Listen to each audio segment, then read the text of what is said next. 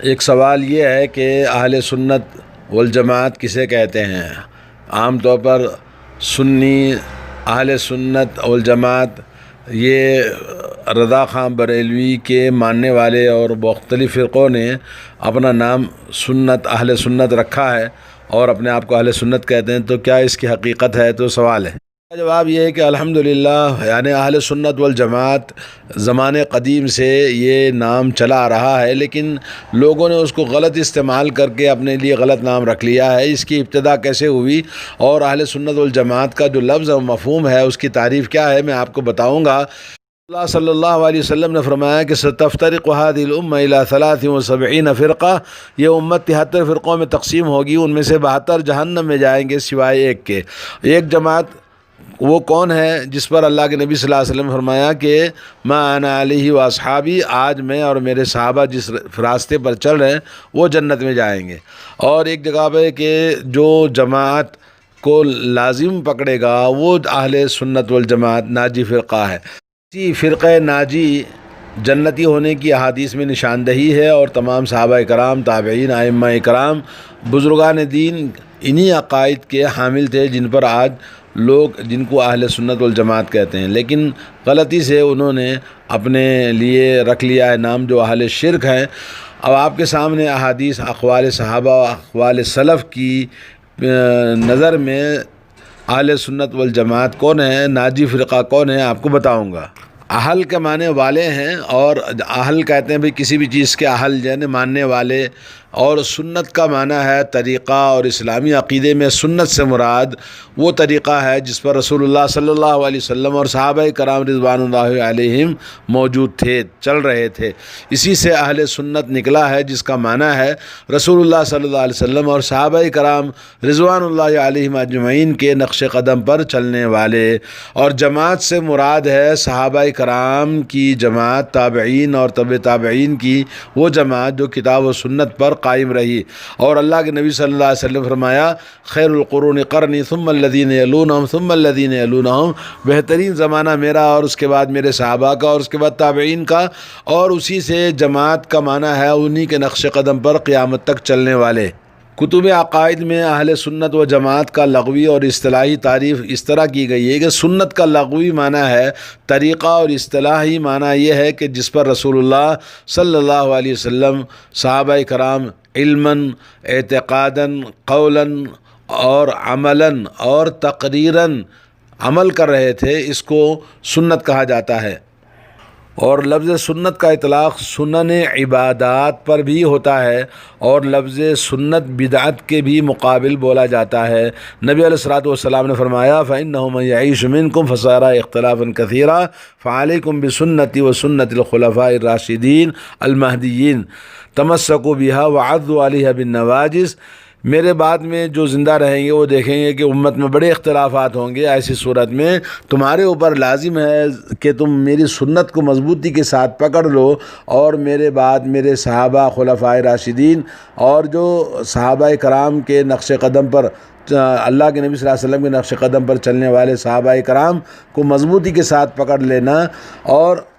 عضوا علیہا بالنواجذ اپنے ڈاڑوں سے اس کو تھام لینا۔ تو اسی مشہور حدیث کی لفظ سنت سے اہل سنت بنایا گیا ہے، اور لفظ جماعت جمع سے نکلا ہے، جمع سے نکلا ہے جس کا لغوی معنی ہے کسی شے کا کامل ہو جانا، اور یہ اجتماع سے مشتق ہے، اور یہ تفرقہ کی ضد ہے، یعنی ٹکڑوں میں بٹنے کے بجائے جماعت ایک کثیر تعداد میں لوگوں کا اکٹھا ہونے کو جماعت کہا جاتا ہے، یعنی جماعت کے لوگوں کی کثرت کو کہا جاتا ہے۔ اور یہ ایسا ہی ہے جیسے لوگوں کی ایک گروہ کا ایک غرض کے لیے جمع ہو جانا۔ اور اصطلاح میں جماعت کا مطلب ہے مسلمانوں کی جماعت۔ وہ کون ہے؟ جیسا کہ ہم سلف هذه الامہ، یہ امت کے اسلاف جس پر قائم تھے، صحابہ، تابعین اور ان کے ساتھ ان کے نقش قدم پر چلنے والے الی یوم الدین، قیامت تک۔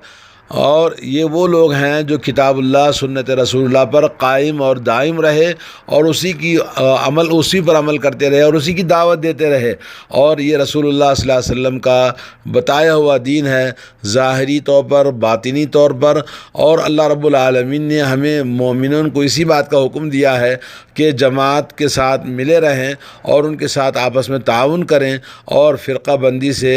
ہم کو اللہ نے منع فرمایا ہے کہ آپس میں اختلافات اور دوریاں نہ پیدا کریں۔ وَاعْتَصِمُوا بِحَبْلِ اللَّهِ جَمِيعًا وَلَا تَفَرَّقُوا، اللہ تعالیٰ کی رسی کو سب مل کر مضبوطی کے ساتھ پکڑ لینا، آپس میں تفرقہ بازی نہ کرنا، یعنی ٹکڑوں میں نہیں بیٹھنا بلکہ جمیعاً ایک ساتھ مل کر اللہ تعالیٰ کی رسی کو پکڑنا۔ اللہ کی رسی کیا ہے؟ کتاب اللہ اور سنت رسول اللہ۔ وَلَا تَكُونُوا كَالَّذِينَ تَفَرَّقُوا وَاخْتَلَفُوا مِن بَعْدِ مَا جَاءَهُمُ الْبَيِّنَاتُ، اللہ نے فرمایا کہ ان لوگوں کی طرح نہ ہو جانا جو فرقہ بندی میں ٹکڑوں میں بڑھ گئے اور آپس میں اختلافات کر لیا جبکہ اللہ تعالیٰ کی واضح ہدایات آنے کے بعد میں۔ اور نبی علیہ الصلوۃ والسلام نے فرمایا وَإِنَّ هَذِهِ الْمِلَّةَ سَتَفْتَرِقُ عَلَى 73 فِرْقَةً كُلُّهَا فِي النَّارِ وَوَاحِدَةٌ فِي الْجَنَّةِ وَهِيَ الْجَمَاعَةُ، آپ نے فرمایا کہ یہ امت، یہ ملت وہ 73 فرقوں میں بٹے گی، ان میں سے 72 فرقے جہنم میں جائیں گے سوائے ایک کے، اور ایک فرقہ وہ جماعت ہے۔ اور آپ نے فرمایا علیکم بالجماعہ، تمہارے اوپر لازم ہے کہ تم جماعت کے ساتھ مضبوطی کے ساتھ پکڑے رہو۔ وَإِيَّاكُمْ وَالْفِرْقَةَ، اور خبردار کہ کبھی بھی فرقوں میں تفرقہ بازی میں الگ ٹولیاں نہیں بنانا۔ فَإِنَّ الشَّيْطَانَ مَعَ الْوَاحِدِ، اس لیے کہ شیطان جو جماعت سے الگ ہوتا ہے اس کے ساتھ ہوتا ہے۔ وَهُوَ مِنَ الْإِثْنَيْنِ أَبْعَدُ، اور جب ایک سے دو ہو جاتے ہیں تو شیطان اور بھی زیادہ ان کو دور کر دیتا ہے۔ فرمایا کہ جو جنت میں جانے کا ارادہ رکھتا ہے تو اس پر جماعت کے ساتھ لازم رہنا چاہیے۔ پتہ چلا کہ دوستو اہل سنت و جماعت دو حدیثوں سے لیا گیا ہے۔ ایک حدیث میں نبی کریم صلی اللہ علیہ وسلم نے فرمایا میرے خلفاء اور میری جماعت خلفاء راشدین کے ساتھ یعنی ان کے طریقے کو مضبوطی کے ساتھ تھامے رکھو، اور دوسری حدیث میں فرمایا جماعت کو تھامے رکھو۔ تو اہل سنت والجماعت کا یہ مطلب ہوا کہ وہ گروہ، وہ جماعت جو رسول اللہ صلی اللہ علیہ وسلم، صحابہ کرام، تابعین اور تبع تابعین کے طریقے پر، ان کے نقش قدم پر چلنے والے تمام لوگ اہل سنت والجماعت ہیں۔ اہل سنت یعنی وہ لوگ جو رسول اللہ صلی اللہ علیہ وسلم کی سنت پر عمل پیرا ہونے والے ہیں۔ جماعت کا مطلب ہے رسول اللہ صلی اللہ علیہ وسلم کی جماعت جس میں صحابہ کرام اور ان کی اتباع کرنے والے ہیں۔ فرقہ ناجیہ کو جنتی ہونے کی طرف رسول اللہ صلی اللہ علیہ وسلم نے اشارہ فرمایا ہے۔ یہ امت 73 فرقوں میں بٹ جائے گی، 72 جہنم میں اور ایک جنت میں جائے گی۔ عرض کیا گیا کہ وہ کون ہوگا؟ تو آپ نے فرمایا جس پر میں اور میرے صحابہ کرام موجود ہیں۔ تو دوستو یہی بڑا گروہ اور جماعت ہے، اور اسی گروہ کی مضبوطی سے، اسی گروہ کو مضبوطی کے ساتھ تھامنے کا اللہ تعالیٰ نے، اللہ کے رسول نے ہمیں حکم دیا ہے۔ سنن ابن ماجہ کی حدیث ہے ان امتی لا تجتمع علی ضلالۃ فاذا رأیتم اختلافا فعلیکم بالسواد الاعظم، میری امت گمراہی پر جمع نہیں ہوگی جب تم اختلاف اور فرقہ واریت کو کثرت دیکھو تو تم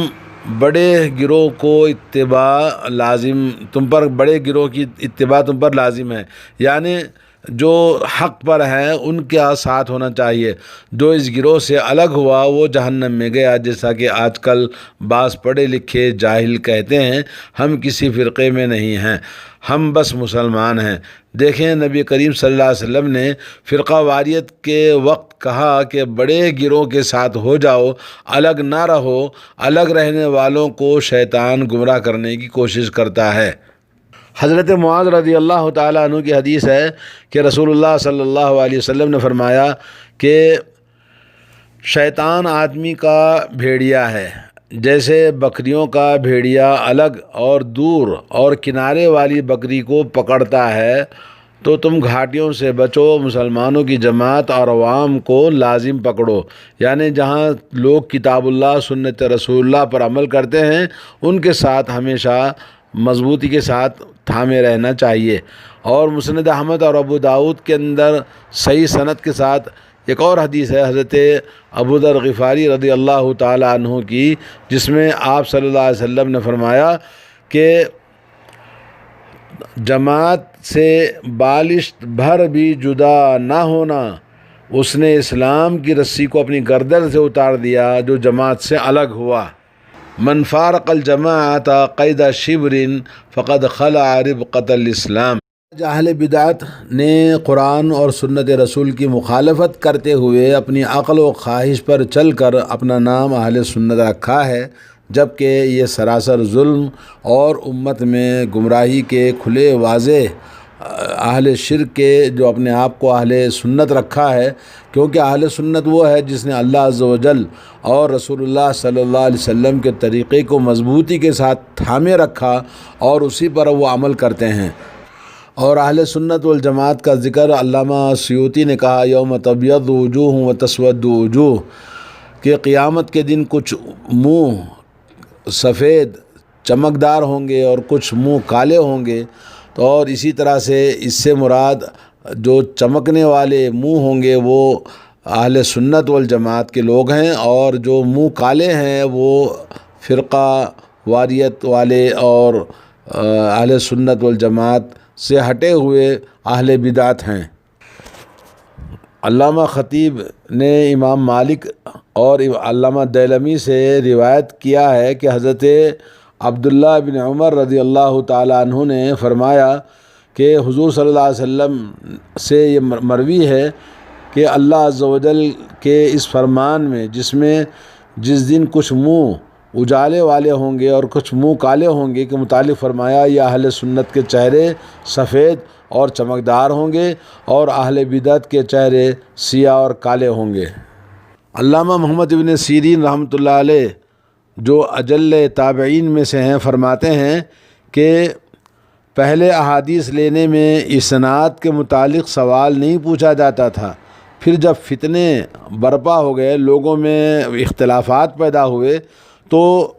فرمایا تم ہمارے سامنے اپنی احادیث کی روایتوں کے نام پیش کرو، تو اہل سنت راویوں کی طرف نظر کرو اور ان کی روایت کردہ احادیث لے لو، اور بد مذہب بد بدعت کے جو بد دیانت لوگ ہیں جنہوں نے احادیث کے اندر خلل ڈالا ان کی احادیث کی تحقیق کرنے کے لیے یہ روایت کا سلسلہ چل پڑا۔ بد مذہب کی احادیث نہ لو، یہ مقدمہ